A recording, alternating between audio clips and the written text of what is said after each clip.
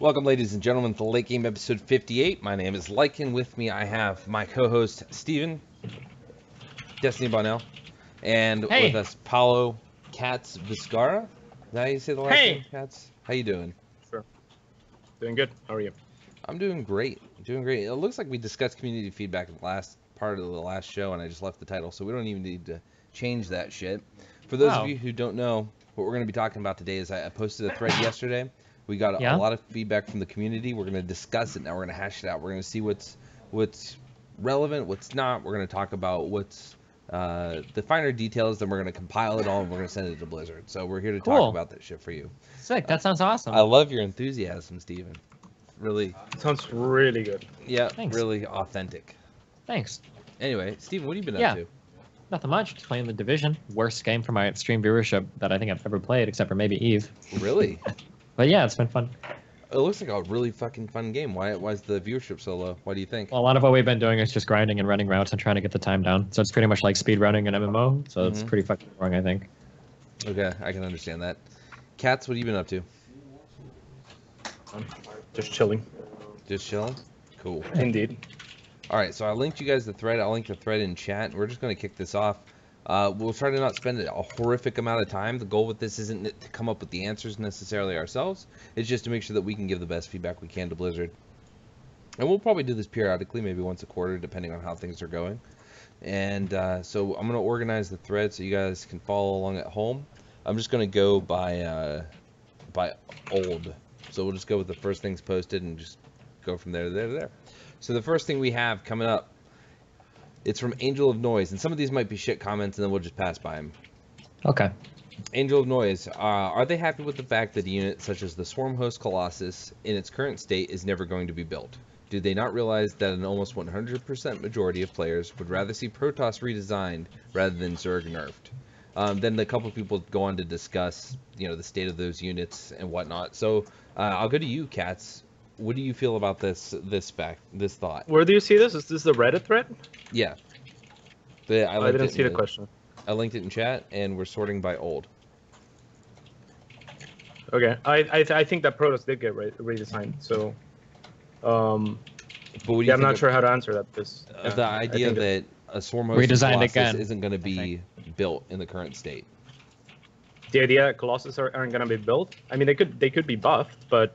that would be the opposite of a redesign, right? Like, Colossus is the A-movie Death Volley unit that people hated Protoss for, right? Mm-hmm. Protoss skill cap got increased, it got redesigned, it doesn't rely on force fields, and that makes maps more open to be more interesting and whatnot, so... So I think there's this is like a two-part question where the different parts don't really relate to one another. I think the first question is about dead units, right? Units that seem like because they've been nerfed to the point that they are, they're never going to be... used in the game anymore. So they're talking about Swarm Host and Colossus. And then the second point, I don't think is connected at all, is asking for a Protoss redesign, I think. I don't know why. Okay. Yeah, let's separate the two questions then. Yeah. For the first question, I think that small tweaks to those units would make them pretty playable, especially the Swarm Host, for example. A lot of the problem with Swarm Hosts in the game is that the transitions aren't very smooth to get to them, for example, or that they are very bad defensive units because you only have one shot at defending, and if they run away from the very slow locusts, you can't do anything. But that is not to say that... Go on. I think that, as the unit exists, this is the strange thing about the Swarm House. As the unit exists right now, it doesn't seem to be meant as a primary army unit. It seems to be meant as a harassed unit. However, it's way too fucking supply heavy, because if I want to make, 4 Swarm Hosts to go harass, it's 12 supply, right? And yeah, but they're definitely worth it. I mean, for example, if you go 6 Swarm Hosts, you will kill most of the time you'll kill a Nexus or a Hatchery if you throw it out in the same in a good spot. The problem is the investment and the transitions don't work as well, because saying Heart of the Swarm, you would go links into Swarm Hosts, right? But against Protoss, the problem here is Protoss is a lot better against links with Adepts, for example, right? So if you go for link styles, you're going to be in trouble a lot of the time. Now, links for harassment purposes are good, but they just aren't great fighting units. So the transition into Swarm Host is the difficult thing, in my opinion. It's not that Swarm Hosts are shit. That's what I think, anyway. They just seem I don't know, for me, they just seem to be really fucking expensive. Like, how much is this one? Is it like 300, 200, or what is it? 200 minerals and 100 gas, so 300 200, resources 100? total. Okay, so still pretty expensive. I mean, I don't know. Do you really think it's worth it to just have, like, if you make, so for six swarm hosts, you'd be talking 1,200 minerals, 600 gas, right? Mm-hmm. And then that's 12 supply, or no, that would be 18 supply of your army just gone that you can't put towards your army. You really think it's, do you build them often? Does that work out? No, I don't. But that's because if they attack me and I'm going storm host, I'll just die, right? Because you're completely fucked, the natural transition is Zerglings. Or if you go roaches, they're spending a lot of the same minerals at a similar ratio, where roaches are like 75 minerals and 25 gas. Yeah. Right. So and they can just pull back from the swarm house, and then when the locusts are dead, you're fucked. Yeah. Yeah, I would much rather see swarm hosts cost more gas, and I think there would be more uses for the swarm hosts because, for example, like the infestation pit. When you make an infestation pit, you plan for, like, say you're going infestors, right? You plan for going infestors, much like you're going for a spire. You'll try to gather extra gas early. You'll take your gases early. So before, when you made an infestation pit, you had the option of either going infestors or going swarm hosts. But now if you want to go swarm hosts, you have to plan on going swarm hosts because you need a different set of resources. Whereas if the swarm host costed more gas, for example, you could still make that choice. Whereas if they don't open Stargate, you could go swarm hosts. If they open Stargate, swarm hosts are shit. So you can't really plan on going swarm hosts early on. Sure. And you'll just die to most timing attacks as well if you're going swarm hosts, especially anything that's like adept related. So I think that if swarm hosts costed more gas and less minerals like they used to, they would be more useful and they would have a better place in the game as well. Just in terms of them being flexible. Maybe, yeah. I do agree that they could be brought back into the game with minor tweaks instead of like a huge redesign, I think. Yeah, absolutely. Okay. I don't know as much about the Colossus. It seems now that there's a lot of overlap between the Disruptor and the High Templar. Like, if the Colossus got buffed back into playability as well, it just seems like you would either buff, like, it's with the Colossus, like, you would either buff it so that it's so good that you would never make Disruptors anymore, or you would not buff it enough and then you would never make Colossus over Disruptors. You know, that's kind of how I feel. Sure. Yeah, I don't know the thing is the Colossus and the Disruptor. The difference is that the Disruptor is kind of a higher risk, higher reward, but it's good enough in its current state that, you know, the risk is not that big. Whereas Colossus is consistent damage, but it's not very much damage in its current state. And we'd have to ask a Protoss player, to be honest. I can ask Protoss players right now if you want. Yeah. If you can get an opinion. Bailey, why do you think the Colossus is bad? Do enough damage. Doesn't do enough damage? Yeah. What would you change about the Colossus? I would have it start with Thermal Lance. You would have it start with Thermal Lance? Yeah, see, that's a tweak that could work. Maybe. Okay. You guys want to go to the next part of this question now? Sure. Right. So the next part is, do they not realize that an almost 100% majority of players would rather see Protoss redesigned rather than Zerg nerfed? Okay, so yeah, that's obviously, you're right. Going towards a different train of thought there. And what the person is trying to say is, he's talking about the current situation between PVZ, and that Blizzard has been addressing it in their recent community feedbacks. And he's saying, rather than nerf Zerg, give Protoss a change that will, you know, because that's been a claim about Protoss for a while, right? Is that they've been given band-aid changes. So, Cats, from your perspective as a Zerg and whatnot, what do you think? Do you think that, you know, Blizzard at this point in the game should try to focus on redesigning Protoss versus nerfing Zerg? No, not for those reasons. I think that Protoss has been redesigned, and a lot of Protoss players, like Protoss, will have the highest learning curve going into Legacy of the Void, for example, right? Because Protoss players have to adapt the most. It's the range that's changed the most in how it works. And even during Legacy of the Void, it changed again with the pylons, right? That's actually a huge change because it made it so that Protoss couldn't take a super early fast third, right, anymore when the pylon got changed. So I think that Protoss needs to settle in a little bit more. I'm not sure exactly how powerful it is. I mean, yes, the win rates on the ladder are not good for Protoss, but everywhere else, Protoss hasn't been doing like poorly against Zerg. Really, I was looking at GSL win rates and Pro League win rates, and even though it's a pretty small sample size, it's not really like, you know, it's pretty even, or even Protoss has a lead for the most part. So and when people were complaining about like the ladder win rates, it was funny because I played on Korea, and Korea was I haven't checked right now, but Korea top 16 was mostly Protoss by a landslide. So I don't know. I think that giving this kind of thing time and also map design will help a lot, because like there's a lot of maps where Protoss has a really hard time taking the third, for example. But you know, like map design is I would say what we should wait for next season, and just not fuck Protoss over on map design. All right, Steven, do you have any thoughts before we move on? I mean, I guess I agree with the most part. I still feel like Protoss has like a lot of weird gimmicky stuff. I just wish that Protoss felt more like a solid, well put together thing. Like, I don't know. I still feel like Adepts are kind of silly. I still feel like Disrupt. I'm not talking about balance, just in terms of like unit designs. Like Disruptor is kind of silly. Like the big ball that comes out that you just have to dodge and you can't stop it. The Adepts feel kind of silly. That just the time to Adept rush and watching you go back and forth between bases feels really dumb. I don't know. I still wish that like Protoss had like a really solid like mid-game army and early game stuff that didn't feel like blasting pylons everywhere is like really dumb. But I mean, for the most part, I guess in terms of balance and whatnot, like I guess it works out okay. Okay.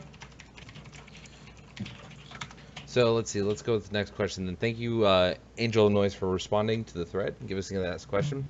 1A Tosk says the lurker bug needs fixed. I asked for someone to elaborate, and Oligobot said that he might be referring to the bug that if a lurker is in the middle of attacking and is lifted by a phoenix, it reburrows automatically instead of requiring the player to reburrow it. Is that a bug? Is that a bug? Is it a bug or is it intended? Is the question, right? Yeah. So he's saying that if you lift a lurker, that when the lift is over, you should have to manually reburrow it. Is essentially what he's saying, right? Right. Mm-hmm. And someone else, Dilka, responds, inconsistency with Phoenix lifting. After a lift, some stay unburrowed, some burrowed. So, I mean, there's no reason we can't bring that up to Blizzard, but I mean, from your perspective, do you think that's a feature or a bug? I'm okay with either, to be honest. I mean, if it's a bug, then fix it. If it's not, then it works. I mean... All right. I was saying, so far as how Blizzard works, I think that is a bug because they try to be really consistent on how they do everything. And I think that other units are unburrowed after being lifted, right? Kind of like the Widowmine, yeah. Yeah. I didn't know the Widowmine was, but...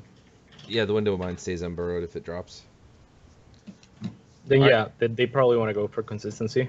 Okay. They definitely do. Blizzard is like fucking massive on that. They never make like exceptions in units for just one or two things. They're always big on like everything has to be the exact same, or very consistent.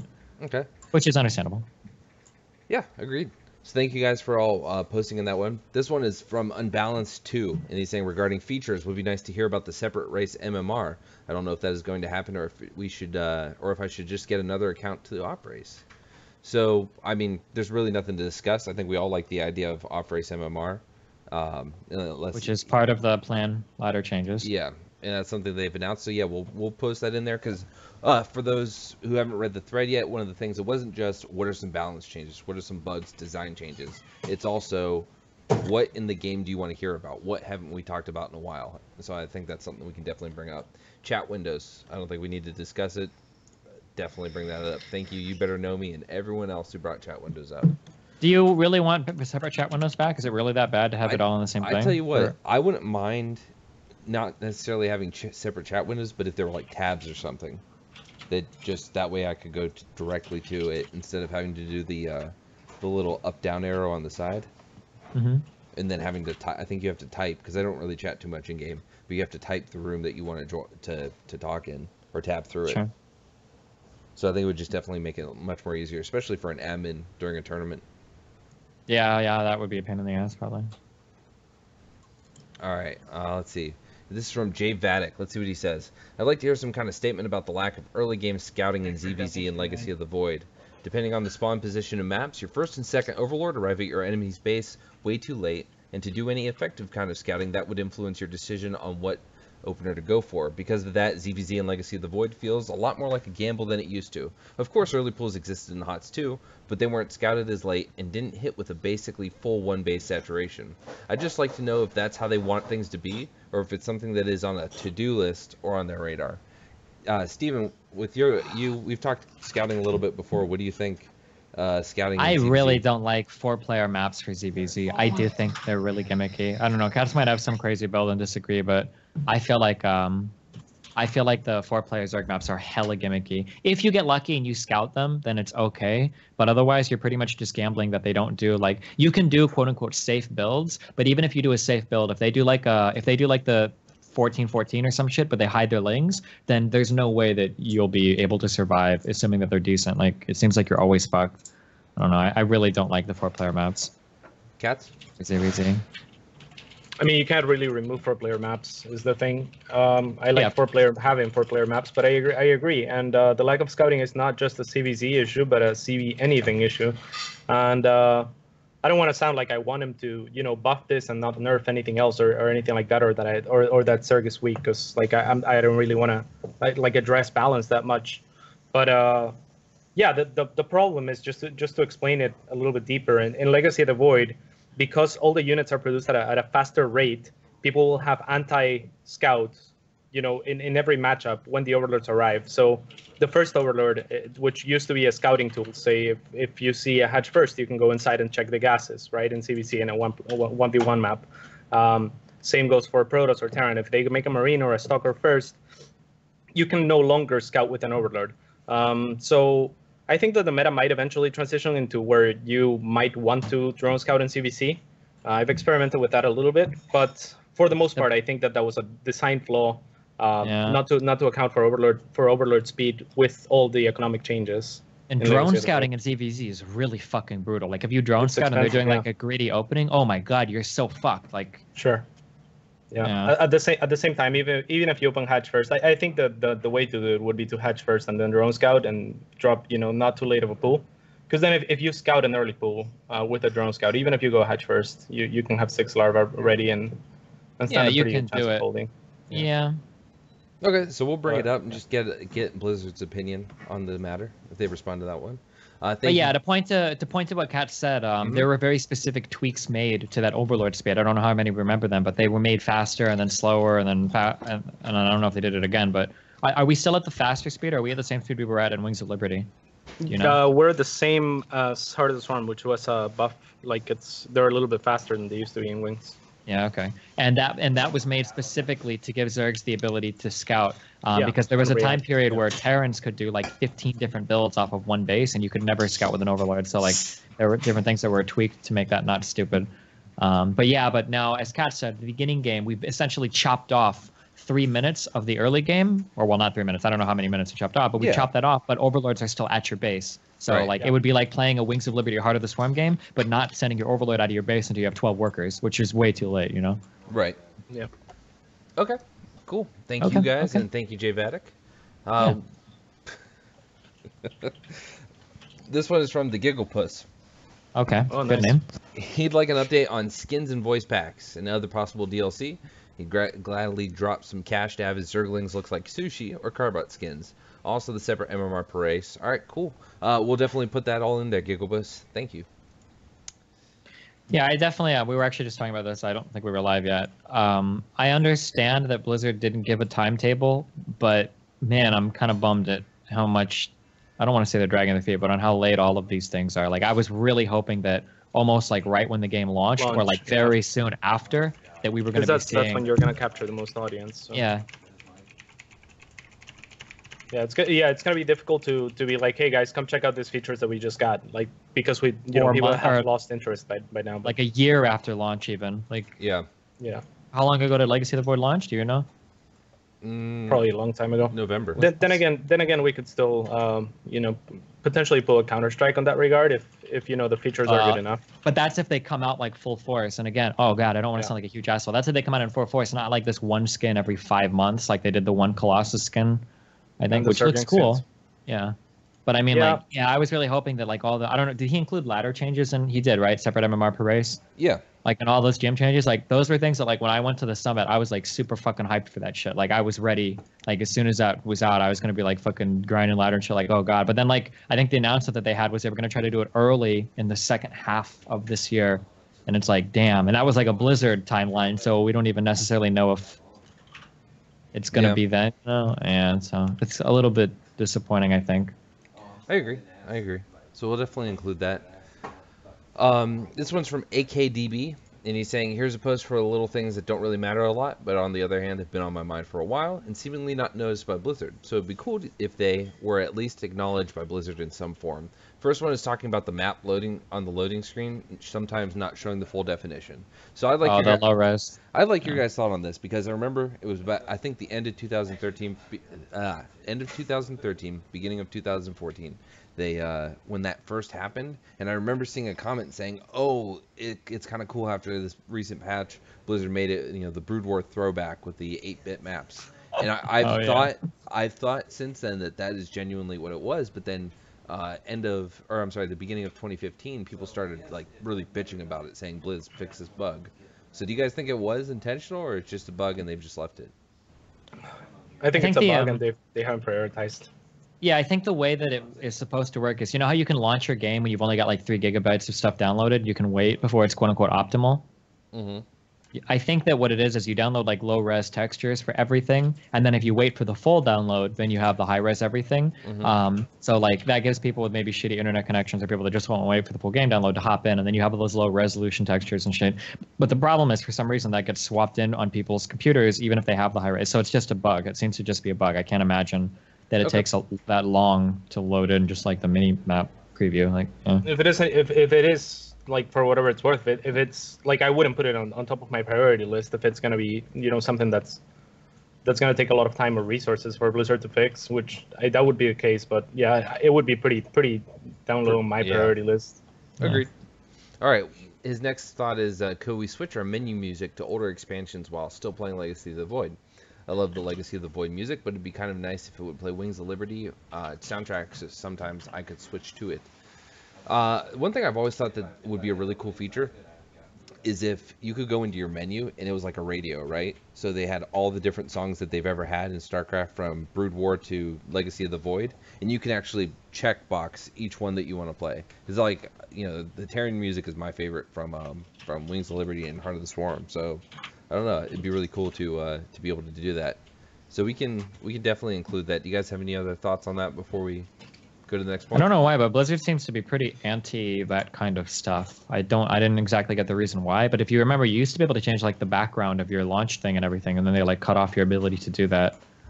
I remember that when I went to the Startail house, there were quite a few Koreans that had that shit, where they put like some fucking model or whatever in the background of the StarCraft thing. Like when you would launch, like where you'd see like ladder 1v1 and all that, there was like you could change the picture back there. But then Blizzard did a patch that broke all of that, and it's really hard to do it now. I don't know why. Yeah, I think all this type of features goes hand in hand with things like microtransactions, right? And they don't even have to cost a lot of money or any money at all. They can just be drops for playing and stuff like that. So yeah, I would definitely like to see them, but I think I'd like to see them more as a reward that people have to work towards. Mm-hmm. Okay. Let's see what else he has. In the past, they talked about making a quick countdown ready go after the game loaded, instead of having countdown before the loading screen, and then, having it be somewhat unpredictable when the game. Instead of having it be unpredictable. Yeah, nice username. He made a pretty cool intro. I don't know if you guys have seen it, but it's a Terran and a Zerg landing, and it kind of looks like the start of a game in the campaign mode, where you see on the Zerg side the whatever, I can't remember what the name of the thing is, but it lands, and then the hatchery. The Leviathan? Out. Yeah. So the little things that shoot out of the side of the Leviathan, they kind of look like corruptors. Mm-hmm. That lands, and then you see the command center landing, and it like does a zoom out, so you see the entire map, and then you start your game, and the bars load for where your hotkeys are and all that. And it was a really cool intro. And if you have that nice username, go ahead and link that. But anyway, I think that's a really cool idea, something like that. And so Blizzard had acknowledged it in the past. We haven't heard anything about it, so we'll definitely bring that up. If you guys have any other thoughts, let me know. No, I think it sounds like it'd be a fun idea. Give people a chance to let into the game without getting fucked at a loading screen too or something. I don't know how often that happens, but. Mm-hmm. All right. The last point that this guy makes is team games / arcade. If someone lags out on the opening screen, it seems like it takes a long time to DC and leads people to force quitting, repeating the process, causing several minute wait just to abort a game or end up playing with uneven teams without force quitting. The loading progress bars for each player are not too helpful, as if one person stalls, that can cause everyone else to stall.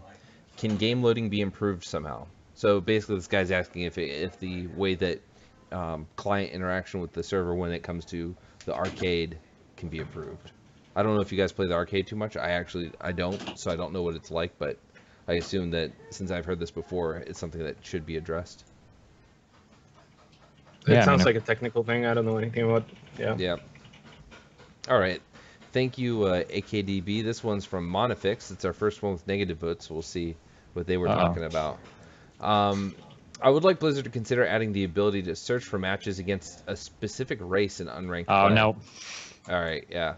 You could do that if it wasn't ladder, if it was unranked. Yeah. Yeah. Oh, for like unmatched, maybe that would be cool. This is, for this is that'd be unranked. cool. Oh, yeah, unranked, that would be fun. Okay. Thank you, Monifix. We'll definitely include that one. This one was downvoted 5 times. Okay, it's talking about diversifying the Terran Army comp. We're seeing too much of the same comps. Every TVT is Marine Tank and off-race is Bio Liberator. The players have no identity when it comes to unit choices. I mean, I feel like that's just always been Terran for a long time. It has a lot to do with how the race is designed, because you need add-ons and stuff like that, and it's difficult to swap the add-ons. You're kind of committed to unit compositions, and there are just better unit compositions, considering the meta. So, yeah, like if you have a tech lab on your factory, then you don't have many options. You're gonna make tanks, right, against Zerg, for example. So, I don't know how you diversify Terran other than by giving Terran other options. Like making the Cyclone stronger, perhaps. Yeah, I mean, which wouldn't necessarily buff Terran. It would just make it so that another composition is viable. Right. It'd be kind of crazy. It'd be curious to see how it would work. Is if for a small price, or maybe even an equal price, but for less time, if you already had a tech lab or a reactor, you could actually change that to the other. You can only do it once, but you can do it for either a reduced cost and reduced time or something like that. That'd be kind of interesting. That would make Terran a lot more flexible, but it seems very unintuitive as well. So that's an issue when it comes to Blizzard and design. Mm-hmm. And one that I can stand behind Blizzard. Like, I like that everything is as intuitive as they can make it. Yeah. So if there's an intuitive way to make that work, then yeah. Agreed. So cool. Thank you. What was that? Was that that was Gandalf? No, that was Monifix. Thank you for that. Gandalf Man Jesus. No, I'm sorry, that was you, Gandalf Man Jesus. Thank you. Kinkachi.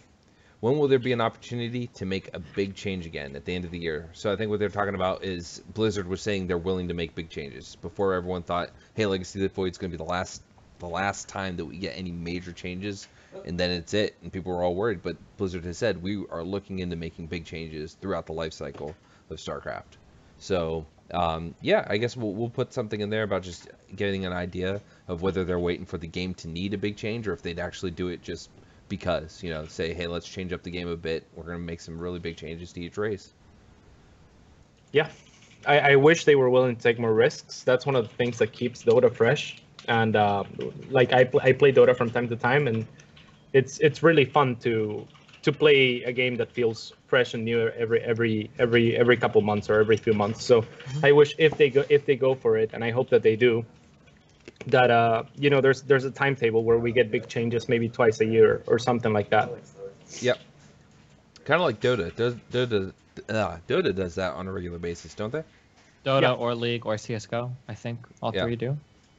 So yeah, it would definitely be nice. I'd say that the only counterpoint, playing devil's advocate here, the only counterpoint to that would be it's very hard to balance an RTS compared to the other games. Yeah, it's hard, but I mean, having one of the most successful games in the world isn't supposed to be easy, right? Like, I mean, of course yeah, exactly. Good point. Yeah, the team should be asked up for the task, right? Yeah, absolutely.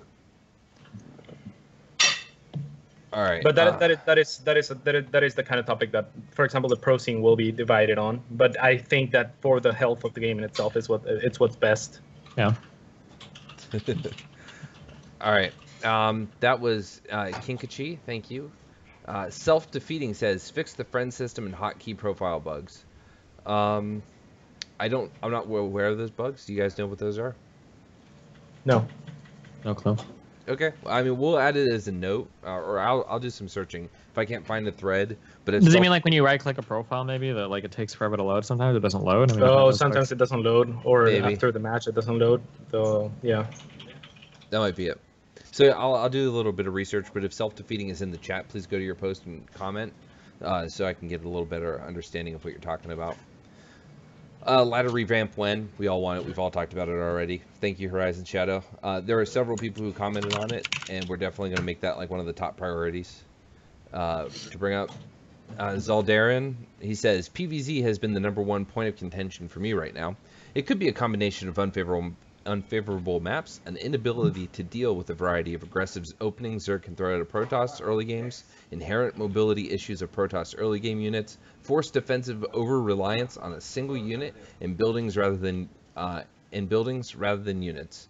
Whatever the reason, Protoss is struggling hard, and it's receiving a laughable amount of attention from Blizzard, considering the immediacy of patches to Protoss when it approaches win rates nowhere near to where PvZ currently sits. Yeah, I've touched on this. I think it is a combination of the things that he mentions. Like it's, the maps are unfavorable for Protoss. A lot of the time it's hard to take third bases. Also, Protoss has been tweaked the most, so you can expect the learning curve to be the steepest, and yeah, like the pylon change, the Protoss redesign overall. Also the fact that unit compositions, like for example the units that we got as Zerg, right? Like Roach Ravager. Roach Ravager is one of the easiest unit compositions to play ever made, because if you have too much gas, you can dump it on Ravagers. If you have too many minerals, you can dump them on Roaches. Just make a lot of Roaches, yeah. And it's an attack movie composition. The corrosive bile is easy to cast, whereas the units that Protoss got are less intuitive and more micro-intensive. And that's why Roach Ravager was so dominant early on, and it's not so much anymore. So I think it's a combination of all things. And again, I'd go to, chill and let's see what the next set of maps brings as well, because that could change things a lot.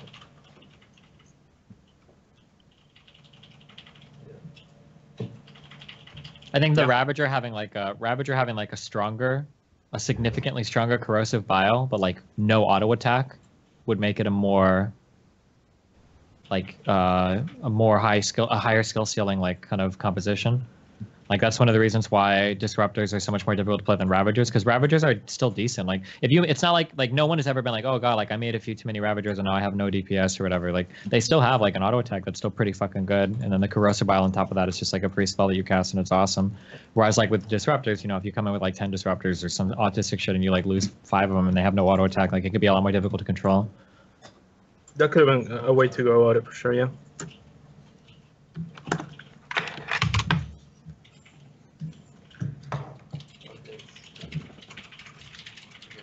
The Lycan die? Yeah, it sounds like it. Lycan, are you here, buddy? Uh-oh. Oh, yeah. Lycan. Sorry, can you hear me? Yeah. No, we can. Okay, sorry, I was muted. Anyway, Nathanius is going to come in, so we're going to take a quick 1-minute break just to bring him into the scene. Let me make some adjustments, and then we'll be right back. We're not going to run ads or anything. I'm just going to mute everything and drop it to Run ads. Do it. Yep, so we'll see you in a minute. Okay, be careful.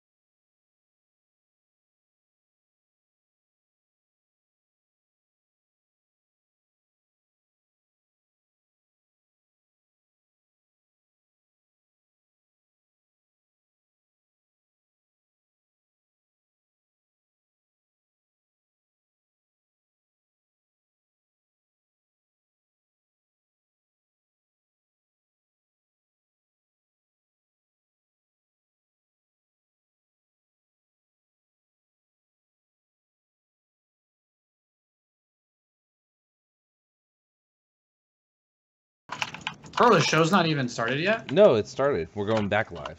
We went on break for you. All right, guys, we are back. We are here with Nathanius. We finally have a Terran opinion to add to this, as well as just another individual who is extremely experienced, knowledgeable, and very well liked by the community to sit here and commentate on everything we're going over. So for Nate,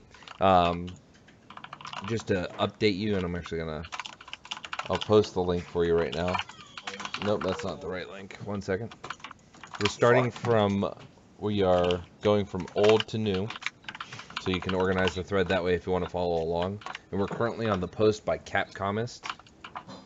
And what we're doing is we're just going item by item. Posted the thread yesterday, getting some feedback, and we're going to bring it to Blizzard. So this is to kind of hash it out, and then I'm going to do a write-up and send it to them. So I don't think we need to go on the Capcom's thing. It seems like a bug that I've never heard of or doesn't exist, and he doesn't post an Okay. What bug? So sorted by old, and then we're going to be on Lexander. Okay, I'm trying to kill a Zerg. But yeah, what?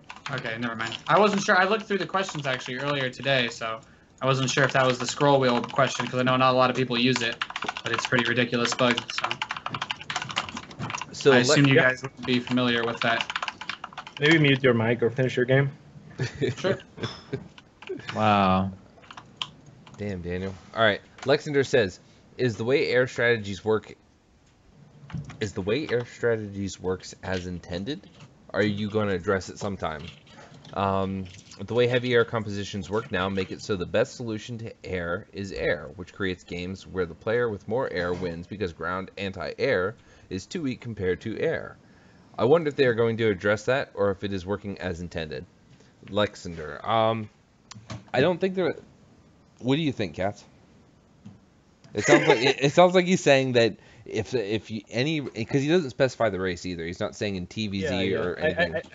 I haven't given this a lot of thought, so whatever I'd say is just gonna be off of just reading this question. But I don't have a problem with how air works right now.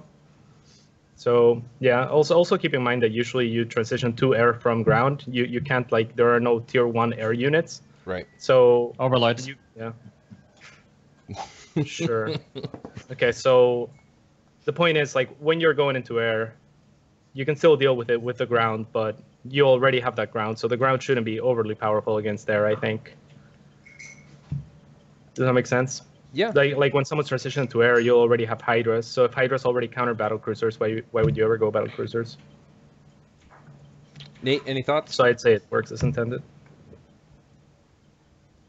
I think I had my mic muted for you guys, but I think that as far as the air thing goes, I think you're pretty spot on with that. Most of the time you have enough of a counter to deal with it, but I guess for like uber late game, it usually is air versus air, right? Because it's usually an issue of range, because all the races have ridiculously ranged late game air units, right? Like Broodlord's 10.5, Tempest is 15. You can't really... A good player shouldn't let you get close to them on the ground unless they've already lost the game, so I think it just kind of makes sense, right? I don't know. I don't know that there's a... It just seems that it's just the way that it was designed. But I do think, yeah, it is the end-all. You need to fight it with air. Okay. Thank you very much, Lexander. Thank you, guys. Steven, you have anything on that before we move on? I mean, I pretty much agree with everything that's been said. Okay, cool. Let's go with Rise SC2. Less gimmicky maps so we can get a better understanding of where balance needs to be tweaked. Sometimes just because something ridiculous on Arena Laralic Prion, something is ridiculous on Arena Laralic Prion, doesn't mean it's something that needs to be immediately changed. So reasonable maps first, further balance tweaks, then creative maps that push boundaries. I think that's, in a way, to me it sounds like a logical idea, that if you have pretty straightforward maps, you can really hash out the way the races are going to play off against each other before you start adding, geographical features and different things that are going to impact the way the game is played. Safety of thirds, naturals, etc. Steven, I'm curious what you think. Do you think they should have held off on the kooky maps? I mean, I don't know. This is a really hard question because, like, in a perfect world, like, okay, well, we balance first normal maps, now we make, kooky crazy maps, and that will work great.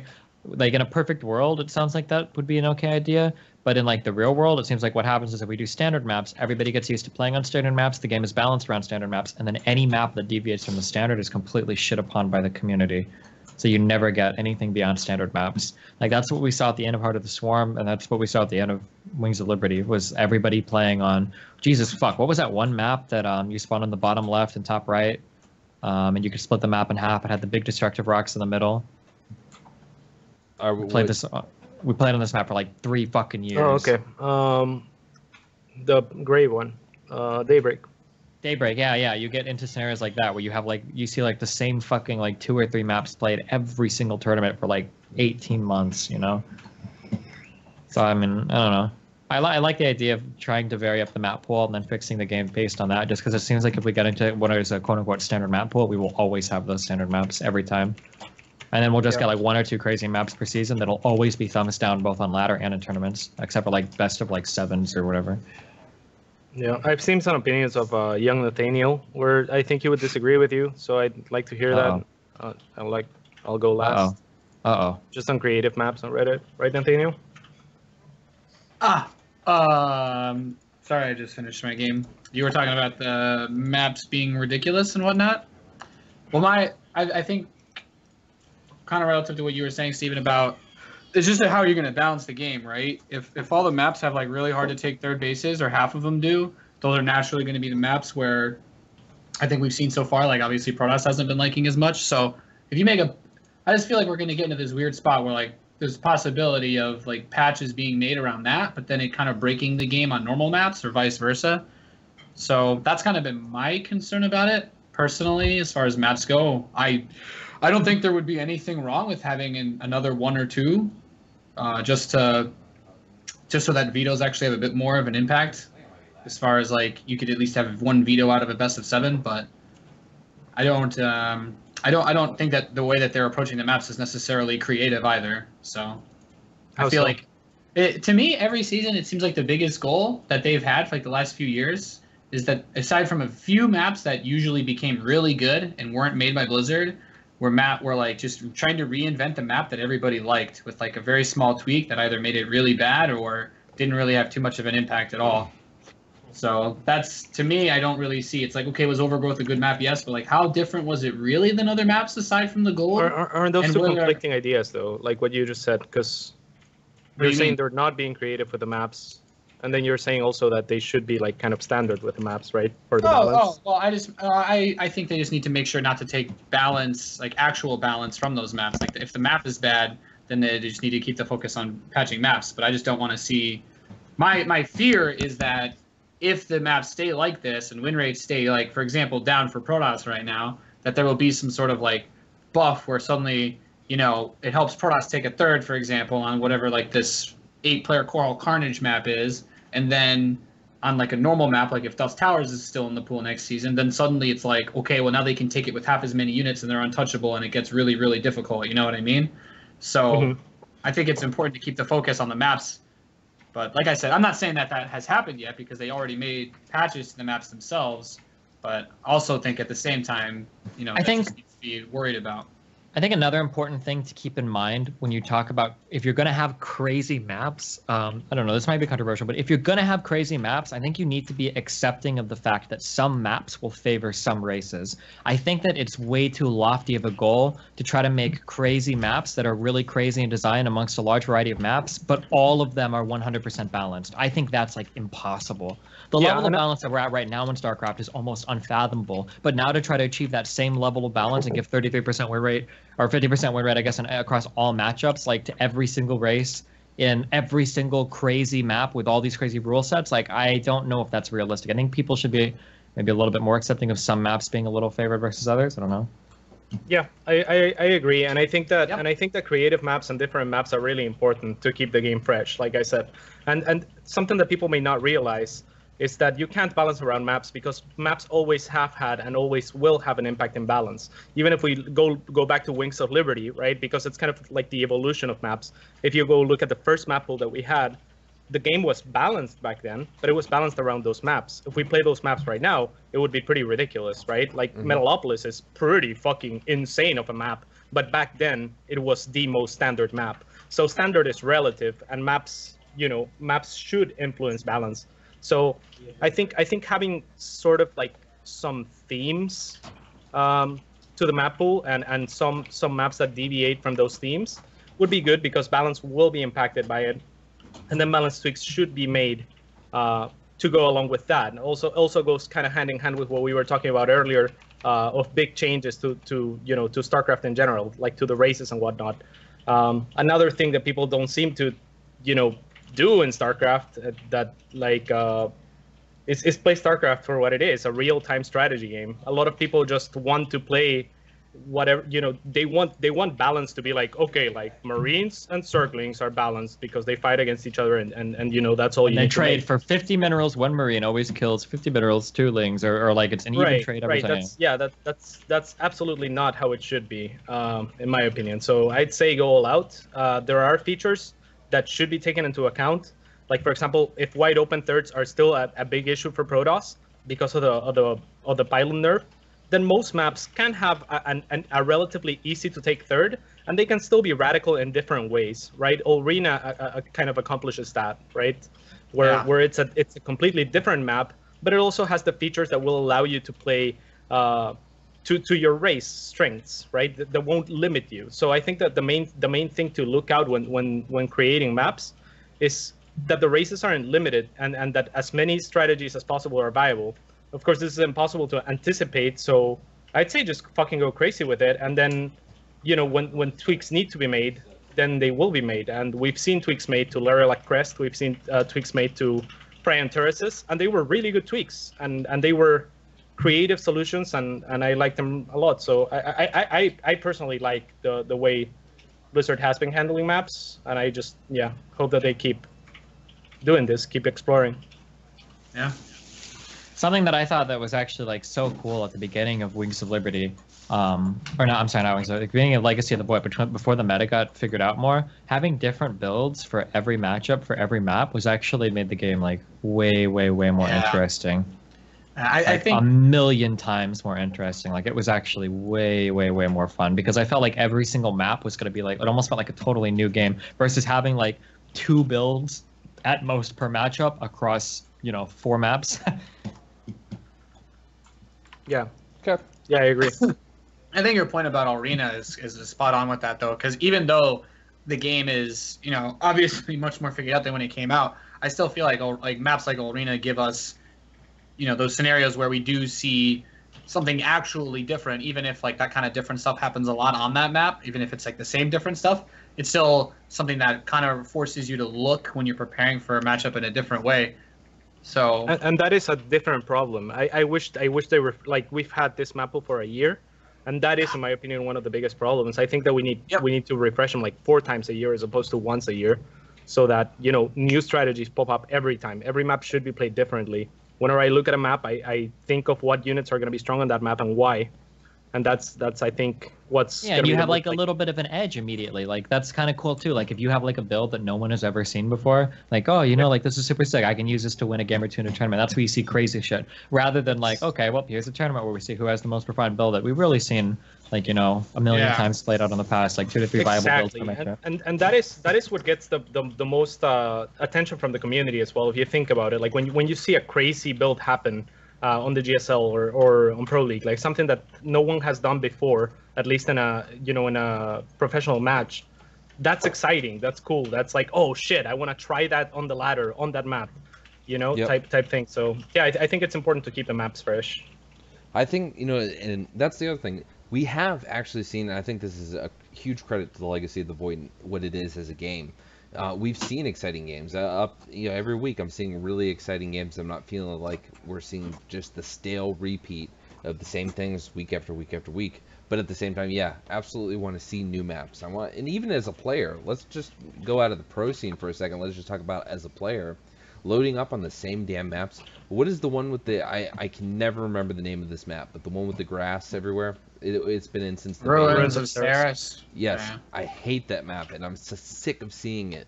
So yeah, I'd absolutely love to see a lot of new maps. So we'll definitely be putting that in. A lot of different people brought the maps up, and I definitely want to see a new map pool.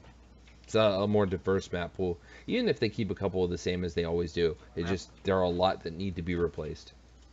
I think one of the coolest things that we could talk about, and I kind of mentioned this before, and I guess like whatever my rant you like mentioned, but like the way that map makers are allowed to mess around with maps, I think should be opened up a little bit more, because I feel like there's stuff you can do that wouldn't be game breaking. Yeah. That Blizzard app, like for example, like Blizzard, their rules absolutely prohibit you from making any changes to rocks. Like you can't make bigger rocks, you can't make smaller rocks, you can't change the armor, you can't change their hit points. I don't think you're allowed to have minerals blocking things up either, right? Yeah, you're not allowed to block stuff with minerals. You're not allowed to change the value of any resources. Like every base must, like if it's a gold base, it must only have 6 mineral patches. Yeah. You can't have any like special gas geysers or anything, and you can't put rocks on top of resources either, or something weird like that, or towers. Here's something that I feel really strongly about.